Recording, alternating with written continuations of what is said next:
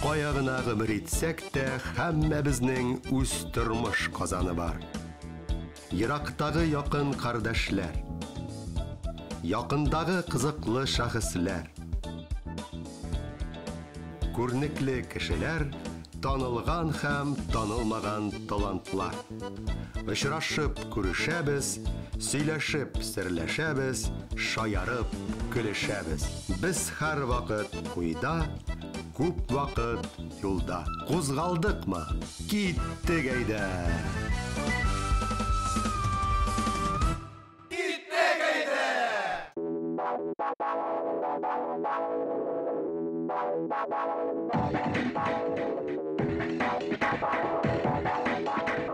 Исәнмесез, хөрмәтле тамашачылар. Исегезгә төшерәм, бу юлы без баш мие һәм кешенең хәтере хакында зурлап сөйләшәбез. Бу мәсьәләгә багышланган күптән түгел хәтерләм моны исеме астында дөнья күргән кызыклы тренинг китап авторы, яшь акыл ясе, талантлы милләттәшебез Илгиз Сабиров белән бергәләп. Киттекме? Әйдә. Һәм бергәләп без аның белән бүген танылган татар шагыйренең кызыл ромашкаларына игътибарыбызны юнәлттек. Сезгә дә тамашачым игътибар белән кабул итеп алырга тәкъдим итәм җиткереләчәк файдалы һәм кызыклы мәгълүматны. Ромашкаларның үзләре хакындагы матур җырны тыңлап узганнан соң, гадәттәгечә кыскасы, безнең акыллы уй-фикерләр белән бер рәттән җыр моңында үреп бәйләп барган тапшыруыбыз өчен диюем. Урман чәчәге ул, яқты бизәкләре былының, күргән сайын искә төшерәләр, рәхәтлеген бергә булының. Ромашкалар, өмет чәчәге ул, кояшлы ак бәхет өләшә, минем кебек мәхәббәт өчен, соңгы танча кадәр көрәшә.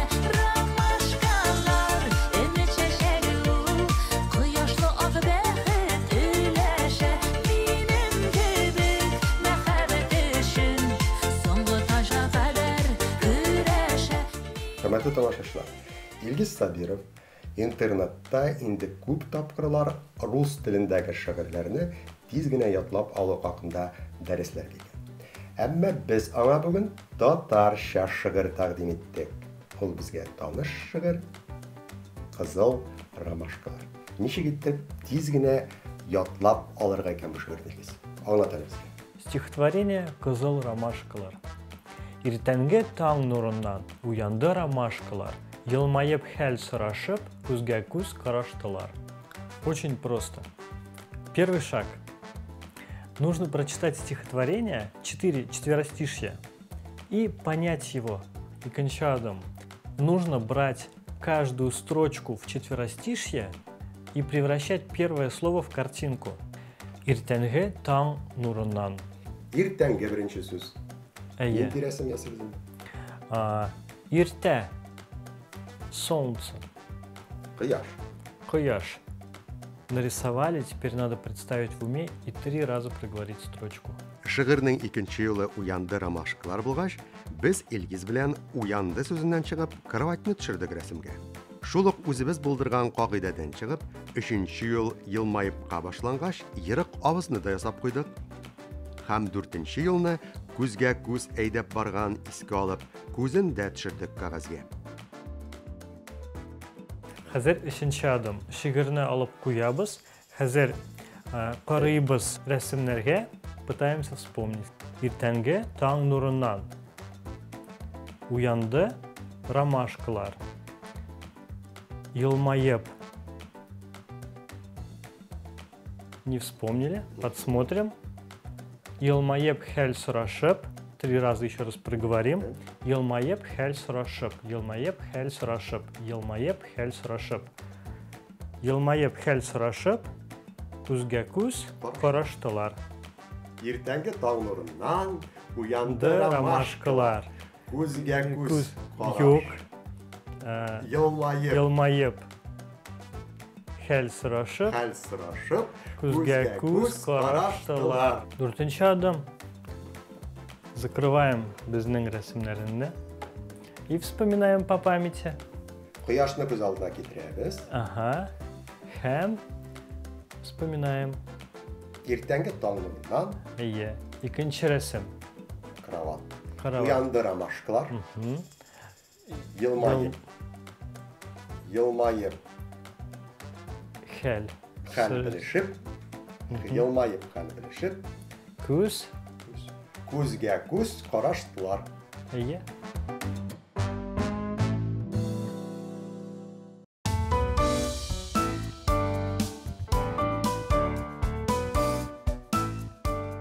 Вот, Альберт, смотри, есть проблема с запоминанием английских слов. Существуют, к примеру, приложения, которые помогают запоминать по 5-10 слов в день. Соответственно, мы сегодня запомнили 10 слов, завтра 10, послезавтра 10. И получается, нам обещают, что через месяц мы запомним 300 слов, так? Но в действительности совсем не так. Есть процесс, который называется забывание. То, что мы выучили вчера, мы уже это частично забыли. И в реале через 30 дней мы помним не 300 новых слов английских, а 100. Остальные забылись. Потому что мы ее зубрим.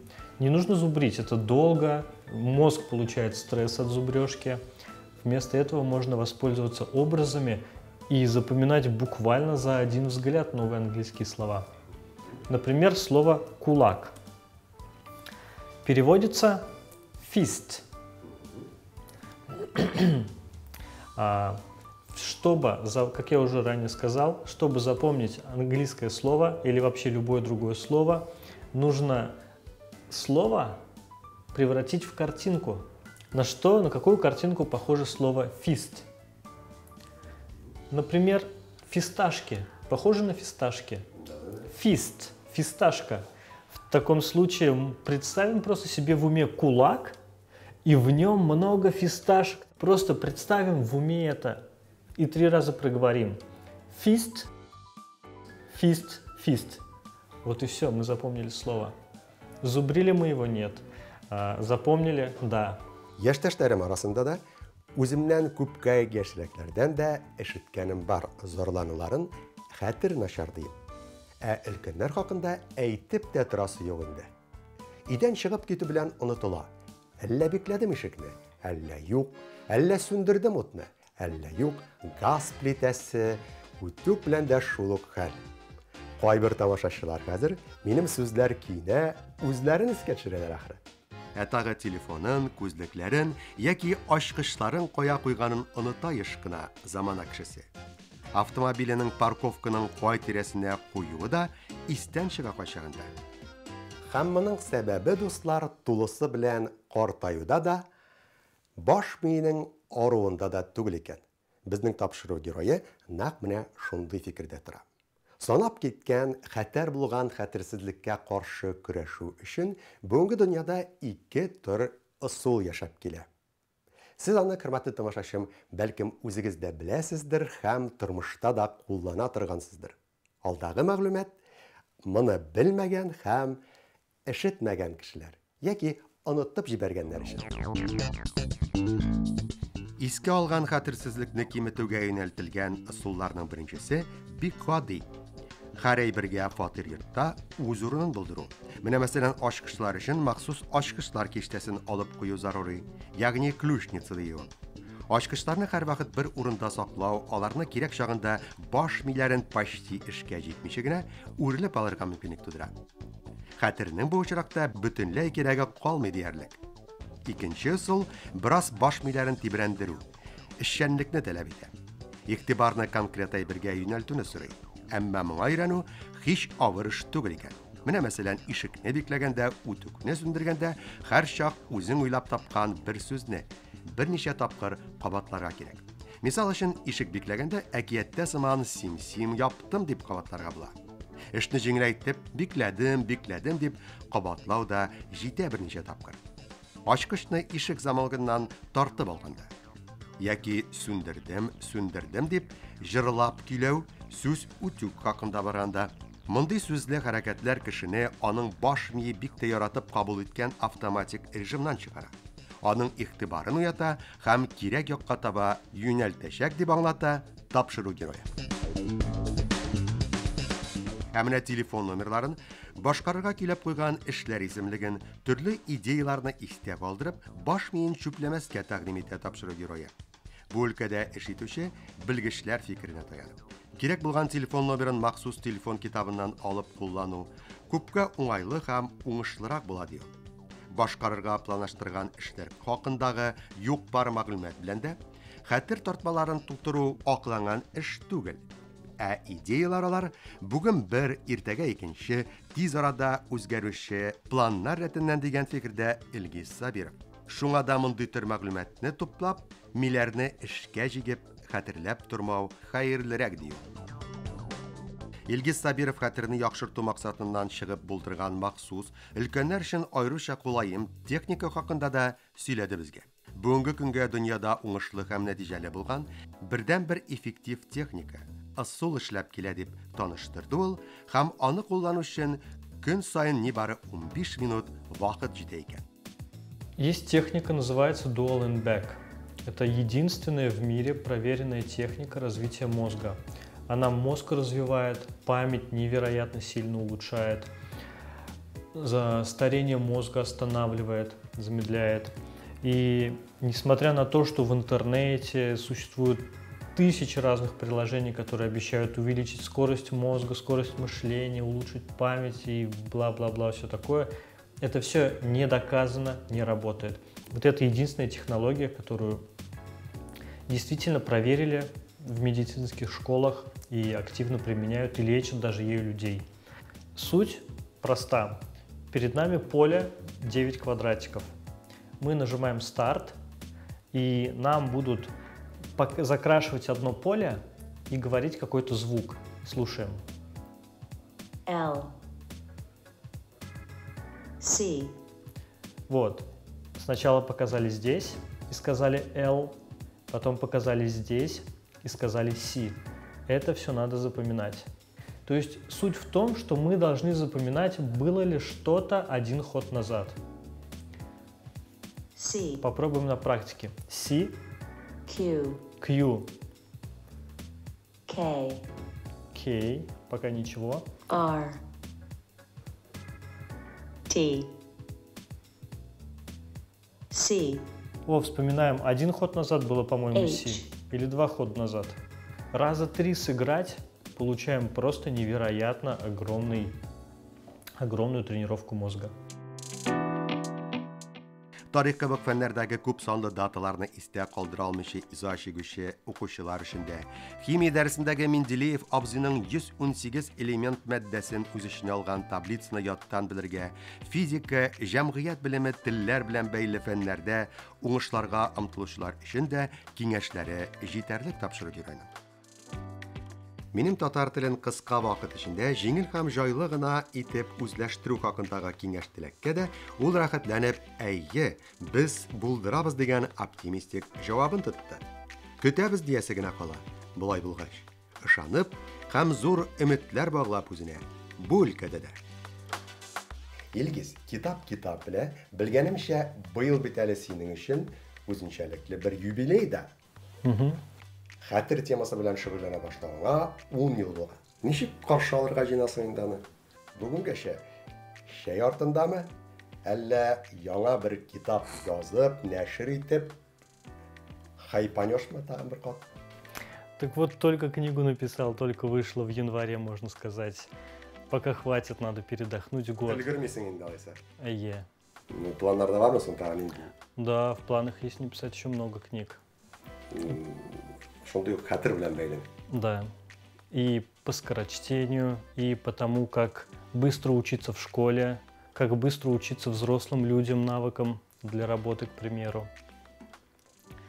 А сейчас юбилей, вот, за чашкой чая с шоколадом. Главное, чтобы шоколад был горький. Сладкое кушать нельзя, вредно для мозга, ухудшает память. Шәхси тормышына кабаттан әйләнеп кайтсак тапшыру героеның, аның булачак хатыны белән танышу мәлләре дә игътибарга лаек. Оялчан булган, кешеләр арасында үзен уңайсыз хис иткән егет интроверт, бу уңайсызлык китерүче сыйфатлардан арыну өчен махсус тренинг узарга була. Һәм нәкъ менә шул тренинг кызларында шөгыльләнү теләге аны шәһәрдәге бер кафега алып килә. Биредә ул кофе сатучы кыз белән күнегү ясыйм дип сүз ката. Һәм әлеге очрашу аның язмышын хәл итә дә. Киләчәктә нәкъ менә кофе тәкъдим иткән кыз бүген аның хатыны. Яраткан хәләл җефет инде. Язмыш диясе генә кала биредә, гаҗәпләнеп бераз. Инде үзенең тәкъдим иткән алым һәм ысуллары белән безне күптән аптыратырга иләшкән геройның тормыш яшәешенә кабаттан күз атып. Илгиз, исемең Илгиз булгач, шундый бер сорау да юллыйм әле үзеңә. Син нинди илләрне моңарчы гиздең һәм кайсы илләрдә булырга, кайсыларын гизергә теләр идең киләчәктә? Ну, где я уже был? В деревне был у бабушки. Это самая далекая заграница. Овал Борискина. Куда бы хотел поехать, это, скорее всего, в Канаду. Мечтаю туда попасть, потому что там есть... Во-первых, там есть много таких людей, как я. Например, Скотт Янг. Он занимается тем же самым делом. Хотелось бы с ним познакомиться, обменяться идеями. И в целом там культура учительская, преподавательская хорошо развита. Учителя постоянно что-то придумывают. И хотелось бы все время быть тоже в этом окружении, чтобы делиться друг с другом, помогать друг другу, делать открытия вместе. Ну, син беләсең бит инде, формаль кагыйдәләр бар. Әгәр дә синең югары белемең юк икән, педагогика өлкәсендә, син мөгаллим булып эшли алмыйсың, укытучы булып. Мәктәптә дә, башка уку йортында да шулай бит. Шуңа күрә киләчәктә планнарың бармы? Укырга, башта урта белем алырга, 10-11 классны бетерергә, егыны тапшырырга кирәктер, бу сиңа инде җиңел булырга тиеш. Шулай бит, хәтер әйбәт хәзер. Аннары югары уку йортына керергә нинди планнарың бар? Гомумән син укытучы булырга хыялланасың инде хәзер, шулай бит. У меня большие планы. Вообще хотел бы в идеале создать школу, свою школу частную, в котором дети, ученики заканчивали бы школу не за 11 классов, а за 5 лет или даже быстрее, за счет того, что создам новые учебники, и каждый учебник ученики смогут не за год проходить, а за неделю. Один учебник за неделю. Причем в игривой форме. Дети коммуницировали бы, дети были бы вовлечены и сами хотели бы учиться. Их не нужно было бы заставлять. Уңышлар телибез. Рәхмәт. Ышанып бетмәскә дә булыр иде әлеге яшь кенә әфәнденең алымнарына. Әмма монда аны акыл ясен яклап, үзен аклап торучы һич югында ике әйбер бар дуслар. Беренчедән хәтерне үсешкә тартучы методикларны уңайлы җайлап системалаштырып безгә тәкъдим иткән Илгиз Сабиров үзенең язма хезмәтен булдырган дәврендә бу өлкәдә 500-дән артык фәнни эш һәм акыллы китаплар белән танышканлыгы хакында сөйли. Алай гына да түгел. Ел башында дөнья күргән китабында ул безне, укучыларын да әлеге гыйльми фикерләрне туплаган китаплар белән якыннан танышырга өндәп кула. Әлеге китапларның авторлары арасында нинди күркәм акыл ияләре генә юк. Брэдесон Дейл әфәнденең «Картаймас ми» дигән исем астында дөнья күргән, картая төшкәч барыбызны да куркыта төшкән Альцгеймер авыруыннан саклап калу серләрен ачып бирүче китабы мәсәлән. Яки нәкъ менә хәтер эшчәнлегенә багышланган Фойер Джошуа авторлыгында язылган бөтенләй үк сәер һәм шул ук вакытта кызык исемлесе. Аптырамагыз.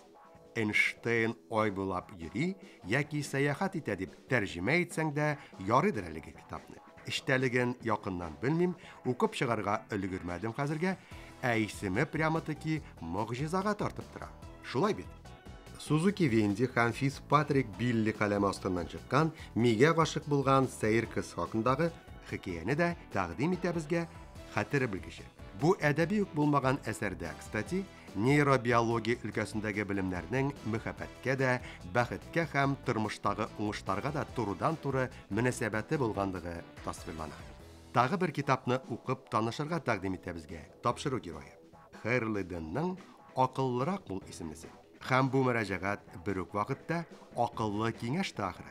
Чөнки аның авторы хәтер һәм ми эшчәнлеген тәэмин итүче, үстерүче бар мөмкин алым һәм адымнарны диярлек үзендә тикшереп карый. Һәм укучылар белән күзәтүләре, уй-фикерләре, нәтиҗәле киңәшләре белән уртаклаша. Әлеге тәвәккәл кеше артыннан кабатлап, бар җир кешесенә акыллырак бул дигән төпле мөрәҗәгатьне җиткерәсе генә кала шушы урында. Бүгенге тапшыру героеның кеше хәтере өлкәсендәге эшләренә бәя биргәндә, икенче бар шик һәм икеләнүләрне шәл-пәрәмә китерүче әйбер бар. Ул, әлбәттә, тәҗрибә, практически опыт дию. Әнә социаль шәкелләрдә меңләгән подписчигы. Ул тәкъдим иткәннәрне күзәтеп, кызыксынып, укып, өйрәнеп баручысы бар аның. Прошел демоверсию учебника из серии учебников за один день. Мне понадобилось на это 1 час и 10 минут, и я выучил целый учебник. Вместо того, чтобы в обычной школе учить его за 1 год. Согласитесь, это круто. Сами эти методики экономят достаточно очень много времени, усилий вам, а самое главное, не так сильно истощают из вас энергию. Тогда же можно быть некой игрой, что для вас покажется забавным. В своем примере могу сказать, что методики, которые предлагает ИНГИЗ для запоминания, они действительно работают, и лично мне это очень сильно помогло в учебе. И знаете, ребята, это какая-то фантастика. Потому что, я всегда думал, что у меня на цифры хорошая память, да? А оказалось, что она у меня была никакая по сравнению с тем, что сейчас. Как это все легко запоминается. Теперь мне, чтобы запомнить телефон, там чей-то, что продиктовали, не нужно ни блокнот, ни ручка. Ничего, все запоминается легко. Тапшырыбыз героеның арсеналында беренче һәм икенче сыйныфлар өчен бирелгән рус телен бер көн эчендә өйрәнү, химия һәм биология нигезләрен 2 көн, компьютер белән бәйле программалаштыру һәм инглиз телен 1 ай эчендә үзләштерү методикалары булу бөтенләй үк таң калдырды үземне.